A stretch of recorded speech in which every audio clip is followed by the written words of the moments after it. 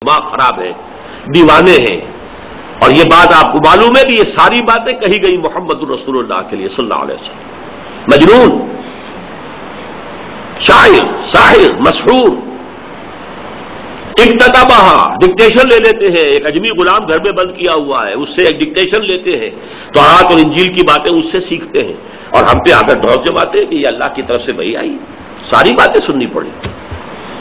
Verbal persecution और उसके बाद फिजिकल परसिक्यूशन जो हुई है, खुद हुजूर पर जो कुछ बीता है, और फिर जो खास तौर पर कमजोर तबकात थे, गुलाम थे, नौजवान थे, नौजवानों पर बुजुर्गों को हक था, जो चाहे करते।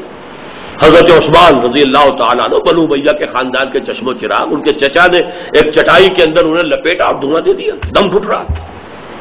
साद इब्न अबी वक्कास, उनकी मां ने जो है मरण व्रत रख लिया है।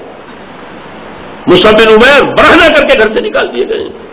ये जो कुछ हो रहा है, इसलिए हजरत उस्मान ने अपनी ज़ौजा मोहतरमा हुजूर की जो साहबजादी थी, उनके साथ हिजरत की हबशा की तरफ। गुलामों का जो हो रहा था मामला, वो सबको मालूम है, मैं इसका जिक्र नहीं करना चाहता। लेकिन इस दौर में हुक्म क्या था? कुफू ऐदियकुम, नो रिटेलिएशन, हाथ रोके रखो, इसलिए कि you have two by time, तुम्हें अभी वक्त चाहिए, अभी तुम थोड़े हो, तुम्हारा बेस बड़ा महदूद है, लिमिटेड बेस है। तुम अगर इस हालत में रिटेलिएट करोगे, तुम वायलेंट हो जाओगे, तो क्रश कर दिए जाओगे।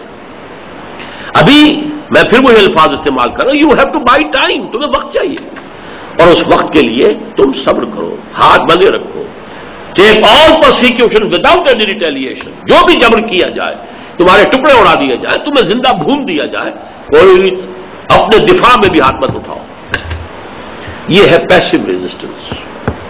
मक्की दौर में 8 बरस तक कम से कम ये जारी रहा, इसलिए कि मैंने 4 इसलिए निकाल दिए कि फिजिकल प्रोसिक्यूशन का आगाज जो है वो 4थे साल से हुआ है, तो 3 साल निकाल देने चाहिए। 9 बरस तक यही था। This was the order of the day, no retaliation whatsoever, take all prosecution, hand folded, हाथ बांधे रखो। ये पहला मरहला है। और इसका एक सबसे बड़ा फायदा क्या होता है कि जो साइलेंट मेजॉरिटी होती है माशरे की, उसकी हमदर्दियां जो है वो इनकी तरफ आनी शुरू हो जाती है। बिलाल को क्यों मारा उमैया इब्न खल्फ ने? इस तरह मारा है। हैवानों को नहीं इस तरह मारा जाता जैसे उससे मारा। क्यों मारा है?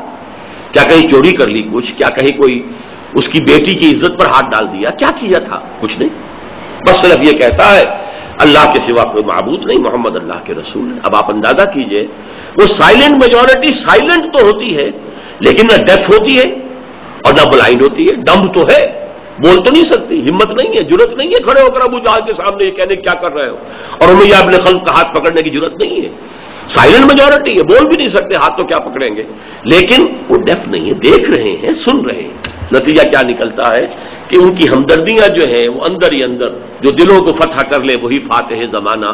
ये जो पैसिव रेजिस्टेंस का दौर है, ये इंतहाई मुअस्सिर है, फैसला कुन है। आइंदा की कामयाबियों की जमानत असल में यहां से मिलती है। अगली स्टेज आती है फिर जब क़यादत जो है उस जमात की ये महसूस करे, वो इनकलाबी जमात उसकी क़यादत महसूस करे। Now we are strong enough, अब हम मजबूत है, तादाद भी हमारी काफी है, मोतदबे है, तरबियत भी सही हुई है, उन्होंने अपने नफ्स को भी काबू में किया है, उनकी नीयतें बिल्कुल खालिस हो चुकी हैं। खालिसतन लिवजहिल्लाह यदऊन रब्बहुम बिलगदाति वलअशी युरीदून वजहहू, उनकी कैफियत ये बन गई है। फिर मुनज़्ज़म है, डिसिप्लिन है, समोतात के पर कारबंद हो चुके हैं, बड़ी से बड़ी कुर्बानी देने के लिए तैयार है, जाने देने के लिए तैयार है। तो अब यह है कि इकदाम किया जाए, आगे बढ़कर उस निज़ाम बातिल को छेड़ा जाए। उस छेड़ने के बहुत से तरीके हो सकते हैं। हुजूर ने उनकी तिजारती शाहराह जो थी जिस पर उनके काफिले जाते थे, उन्हें थ्रेटन कर दिया, पॉलिटिकल आइसोलेशन का बंदोबस्त कर दिया कि मुख्तलिफ कबाइल जो थे उनके साथ आपने मुआहदे शुरू कर दिए, या पहले कुरैश के हलीफ थे अब हुजूर के हलीफ हो गए, या न्यूट्रल हो गए कि ना हम उनका साथ देंगे ना आपका साथ देंगे। चलिए ठीक है, दोनों के नतीजे में वो पॉलिटिकल इन्फ्लुएंस का जो जोन था हुजूर का बढ़ रहा है और कुरैश का घट रहा है। ये समझता हूं मैं कि तंग आमद बजंग आमद हुआ है ये, कि जो फिर 1000 का लश्कर निकला है मक्के से, ये तंग आमद बजंग आमद है। इनिशिएट किया हुजूर ने सल्लल्लाहु अलैहि वसल्लम, ये अच्छी तरह समझ लीजिए। یہ تو جہاد جو اللہ کے دین کو غالب کرنا چاہتے ہیں ان کا کام ہے نا. وہ باطل کو چھیڑیں گے, وہ باطل سے ٹکر لینا چاہتے ہیں, وہ اس درخت کو جڑ سے کھیڑنا چاہتے ہیں, اسے ہلانا شروع کریں گے تو اس کا امکان ہوگا کہ اسے اکھڑا جا سکے پودے کو. لہذا یہ ان کی طرف سے آغاز ہوتا ہے.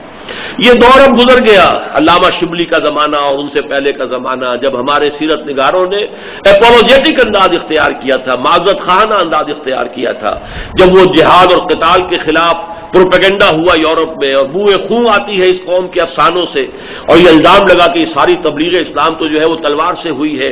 نہیں, حضور نے تو جنگ شروع نہیں کی تھی, یہ تو جنگ ان پر ٹھوس دی گئی تھی, آپ نے تو مدافعانہ جنگ کی تھی. بالکل غلط. دین جو ہے وہ تو خود غالب ہونے کے لیے آیا ہے. الحق یعلو ولا یعلی علیہ. جب تک طاقت نہیں ہے ٹھیک ہے, غلبہ باطل کو برداشت کرنا پڑ رہا ہے, لیکن طاقت ہو اور پھر غلبہ باطل کو برداشت کر لیں تو یہ تو آپ کے حق کے اوپر ایمان اور یقین کی نفی ہو جائے گی. اس حوالے سے جان لیجئے کہ پیسو ریزسٹنس کے بعد ایکٹیو ریزسٹنس جو ہے در حقیقت اسی جہاد کی تیسری منزل کی دوسری سب منزل ہے.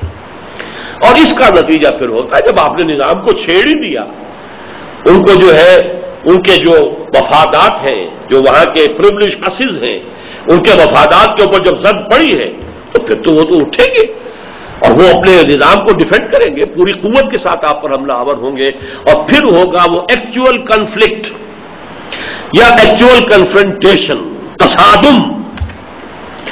اس تصادم کی دو شکلیں ہو سکتی ہیں. ایک شکل وہ ہے جو ہمیں سیرت نبوی صلی اللہ علیہ وسلم میں نظر آتی ہے, یہ تھا قتال فی سبیل اللہ. اب جنگ, قاتلوا فی سبیل اللہ الذین یقاتلونکم,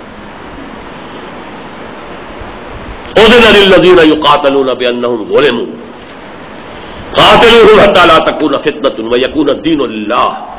اور پھر آخری بات, قاتلوہم حتی لا یکون فتنۃ ویکون الدین کلہ للہ.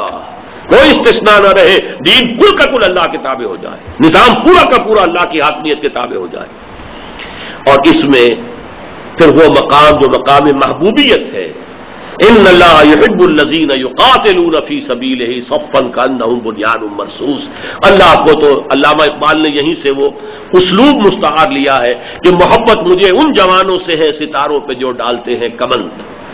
اللہ کو تو محبت اپنے ان بندوں سے ہے جو اس کی راہ میں جنگ کرتے ہیں صفے باندھ کر گویا کہ سیسا پلائی ہوئی دیوار. یہ مقام ہے بلند ترین مقام, جس کو اقبال نے کہا ہے کہ مقام بندگی دیگر مقام عاشقی دیگر. ز نوری سجدہ می خواہی ز خاکی بے شدا خواہی, چنا خدرا نگہداری کے بانی بے نیازی ہا, شہادت بر وجود خود ز خون دوستہ خواہی. اے اللہ, یہ مقام بندگی اور ہے اور مقام عاشقی اور ہے. عاشق وہ ہے اللہ کا عاشق جو اللہ کے دین کے غلبے کے لیے میدان میں آ گیا تن من دھن لے کر.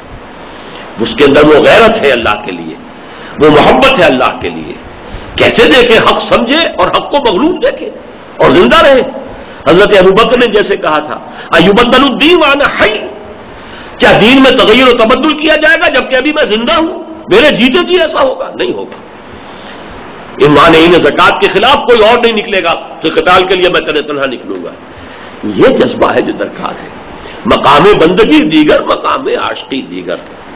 یہ نوری سجدہ بھی خائی, فرشتوں سے تو اطاعت ہی چاہیے نا. نانو نسبح بحمدک ونقدس لک, آپ کے احکام کی جو ہے وہ ہم ستابی وہ جو ہے تنفیذ کر رہے ہیں. یہ خاکی بے شدا خا, یہ خاکی جو انسان ہے اس سے اللہ تجھے کچھ اور مطلوب ہے. کیا مطلوب ہے؟ چنا خدرا